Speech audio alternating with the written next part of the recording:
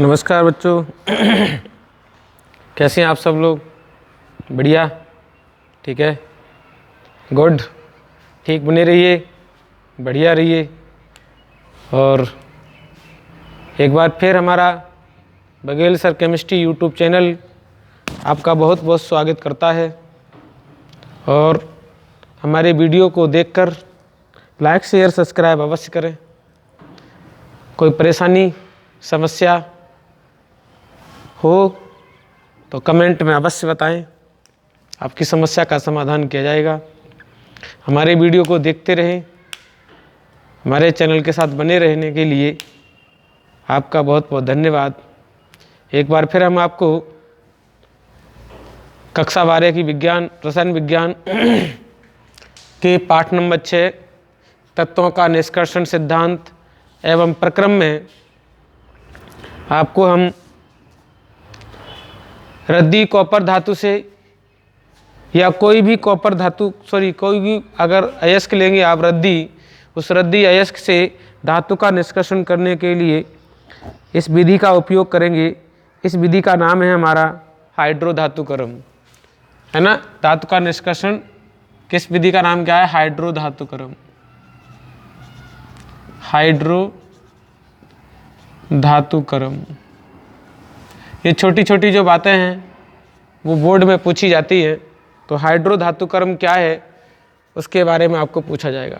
तो सबसे पहले क्या है, जो भी हमारा रद्दी अयस्क है, हमने यहाँ कॉपर धातु ली है, उसको हम क्या करेंगे, अम्ल की मात्रा में जीवाणुओं के द्वारा सबसे पहले हम उसको विलयन में कन्वर्ट कर लेंगे, विलयन में बदल लेंगे। और जब विलयन में बदल लेंगे तो विलयन में क्या है, बदलने के बाद कोई प्रबल अपचायक धातु लेंगे और प्रबल अपचायक धातु के द्वारा विलयन में उपस्थित जो आयन है धातुओं के, उस धातु के आयन को धातु में कन्वर्ट कर लेंगे। तो यहाँ पर हमने क्या लिए रखा है, हमने यहाँ पर लिया है कॉपर का रद्दी कॉपर का अयस्क। रद्दी कॉपर का अयस्क को पहले हम क्या करेंगे, विलयन में प्रवाहित कर विलयन में कन्वर्ट कर लेंगे। और जब वो विलयन में कन्वर्ट हो जाएगा तब हम उसमें कोई प्रबल अपचायक धातु डालेंगे। और प्रबल अपचायक धातु डालने से उसमें क्या होगा, एक वैद्युत रासायनिक क्रिया होगी। और जब वो वैद्युत रासायनिक क्रिया होगी तो वहाँ पर ऑक्सीकरण और अपचयन होगा। एक पदार्थ का ऑक्सीकरण होगा, दूसरे पदार्थ का अपचयन होगा। इस प्रकार हमारा क्या है, रद्दी अयस्क जो है उससे धातु हमारी शुद्ध मात्रा में प्राप्त हो जाएगी। तो आइए देखते हैं इसमें कौन सा है हमारा। तो हमने लिया है सबसे पहले क्या, कॉपर धातु। तो कॉपर धातु को हमने जब विलयन में कन्वर्ट कर लेंगे तो वो Cu2+ एक्वस मीडियम में आ जाएगा। इसमें हम क्या करते हैं, हाइड्रोधातुकर्म के लिए हम इसमें H2 गैस प्रोवाइड कर देते हैं। तो जब हम H2 गैस प्रोवाइड करेंगे तो ये कॉपर जो है वो Cu में कन्वर्ट हो जाएगा और हमें क्या प्राप्त होंगे, H+ एक्वस मीडियम में प्राप्त होंगे। तो इस क्रिया द्वारा यहाँ हाइड्रोजन का क्या हुआ है, ऑक्सीडेशन हुआ है। और हमारा कॉपर जो आयन है रद्दी कॉपर अयस्क से, उसका क्या हुआ है, अपचयन हुआ है, रिडक्शन। इसका क्या हो गया, इसका रिडक्शन हो गया।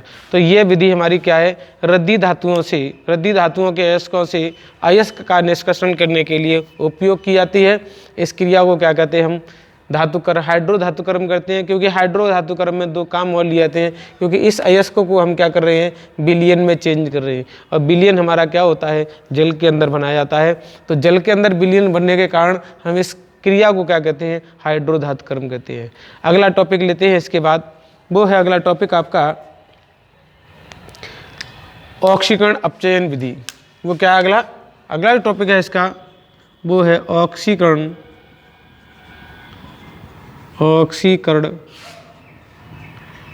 अपचयन विधि।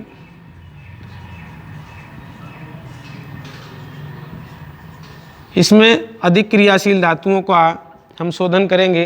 तो अधिक क्रियाशील धातुओं का शोधन करने के लिए हमने क्या लिया, हमने दो तरीके के हमारे रिएक्शन है, अभी हम दो तरीके रिएक्शन लेंगे। तो सबसे पहले हम क्या कर रहे हैं, NaCl का विलयन लेते हैं।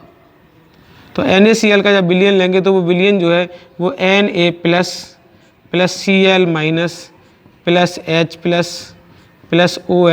+H++OH- में कन्वर्ट होगा।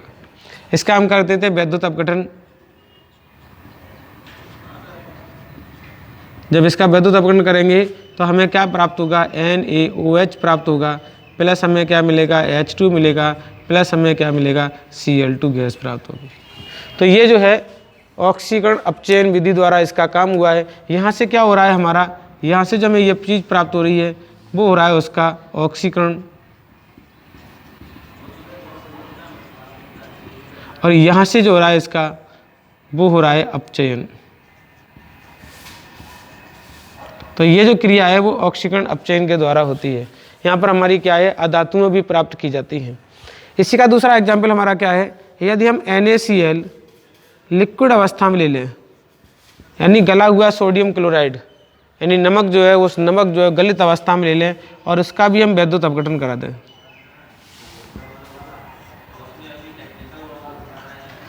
जब उसका हम वैद्युत अपघटन कराएंगे तो हमें क्या मिलेगा, Na मिलेगा, प्लस हमें क्या मिलेगा, Cl2 मिलेगा। रिएक्शन को बैलेंस करने के लिए हम क्या करेंगे, 2 का गुणा करेंगे। जब 2 का गुणा करेंगे तो इसमें से ये हमारा Na जो है Cl, उसका Cl में क्या हो गया, ऑक्सीकरण,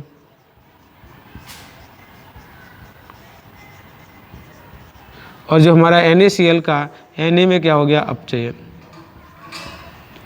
तो इस प्रकार क्या है कि हम किसी उच्च क्रियाशील धातु का लवण उसे गलित अवस्था में लेंगे तो सबसे पहले वो है धनायन और ऋणायन में वियोजित हो जाएगा, और धनायन ऋणायन जो है वो अलग अलग इलेक्ट्रोडों पर पहुंच करके ऑक्सीकरण अपचयन क्रिया द्वारा धातुओं में परिवर्तित हो जाएंगे। तो यहाँ हम क्या करेंगे, ऑक्सीकरण अपचयन विधि द्वारा क्या करेंगे, हमारा जो है सोडियम क्लोराइड की धातु से सोडियम क्लोराइड से सोडियम धातु और क्लोरीन गैस प्राप्त कर लेंगे। यहाँ पर क्या होता है कि जो एनोड पर, यहाँ जब ये हमारे पास 2 इलेक्ट्रोड होते हैं, हमारे पास क्या है, 2 इलेक्ट्रोड है, एक कैथोड एक एनोड होता है, एक कैथोड और एक एनोड होता है। तो जो हमारा एनोड होता है वो हमारा नेगेटिव है और कैथोड हमारा कैसा है, पॉजिटिव है। तो ये चीज़ हमारी कैथोड पर प्राप्त होती है और ये चीज़ हमारी एनोड पर प्राप्त होती है। तो ज़्यादा कुछ नहीं आता है इसके बारे में इतना ही आता है कि ऑक्सीकरण अपचयन विधि द्वारा हम किसी धातु को कैसे प्राप्त करेंगे। तो यहाँ क्या है, उच्च क्रियाशील धातु जिनका गलनीय अवस्था में वैद्युत अपघटन कराया जाता है तो हमें क्या होती है, धातु प्राप्त हो जाती है। ठीक है, अगला हम टॉपिक लेते हैं। इसके बाद वो टॉपिक हमारा है शोधन का परिष्करण। अगला टॉपिक हमारा वो है शोधन का परिष्करण।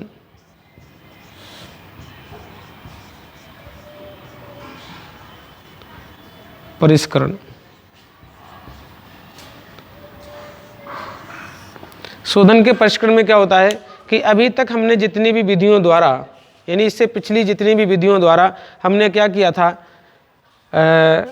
अयस्कों से हमने क्या किए थे, ऑक्साइड प्राप्त किए थे। अयस्कों से हमने क्या प्राप्त किए, ऑक्साइड प्राप्त किए।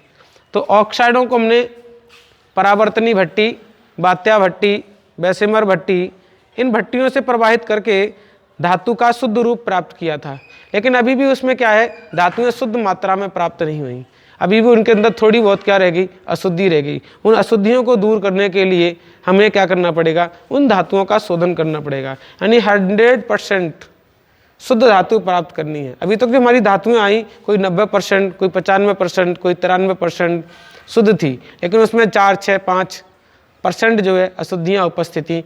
तो किसी भी अशुद्ध धातु से शुद्ध धातु प्राप्त करने के लिए, किसी भी अशुद्ध धातु से शुद्ध धातु प्राप्त करने की जो प्रोसेस होती है उसे हम कहते हैं शोधन का परिष्करण। तो शोधन का परिष्करण में बहुत सारे बिंदु हैं और वो बिंदुओं के अंदर हम जो है वो बिंदु लेंगे। वो बिंदु हमारा कौन सा है, पहला बिंदु हमारा आसवन। पहला बिंदु कौन सा है, आसवन। और आसवन विधि से हम किसका, Zn, Hg मरकरी का क्या करते हैं, हम शोधन करते हैं। तो इसका मतलब क्या हुआ, इसका मतलब ये हुआ, आसवन का मतलब होता है कि किसी वस्तु को गर्म करके उसे वाष्प की अवस्था में कन्वर्ट कर देना, प्रवाहित कर देना। जब उसे हम वाष्प की अवस्था में परिवर्तित कर देते हैं तब हम वहाँ से उसका क्या करेंगे, शोधन करेंगे। तो आइए क्या है, इसमें क्या करेंगे हम, कम गलनांक वाली उच्च गलनांक, कम गलनांक वाली, अधिक बाष्पशील, कम गलनांक वाली अधिक बाष्पशील जो धातुएं होती हैं उनका शोधन, उनको क्या करते हैं हम, उन्हें वाष्प अवस्था में परिवर्तित कर लेते हैं। तो वाष्प जब हम गर्म करेंगे, उनके वाष्प तक गर्म करेंगे तो उनकी जो वाष्प है वो शुद्ध अवस्था में प्राप्त हो जाती है। वाष्प जो है वाष्प के रूप में वाष्पित होकर के शुद्ध अवस्था में प्राप्त होती है और अशुद्धियाँ कहाँ हैं, वो वहीं रह जाती हैं। धातु केवल गर्म होने पर वाष्पित अवस्था में पृथक होती है। धातु जो है वो वाष्पित होकर के पृथक होती है, बाकी की अशुद्धियाँ हमारी वहीं रह जाती हैं। तो वहाँ पर किस किस का शोधन करते हैं हम, जिंक का और मरकरी का शोधन करते हैं। इसके बाद जो विधि आती है वो हमारी आती है द्रव गलन परिष्करण।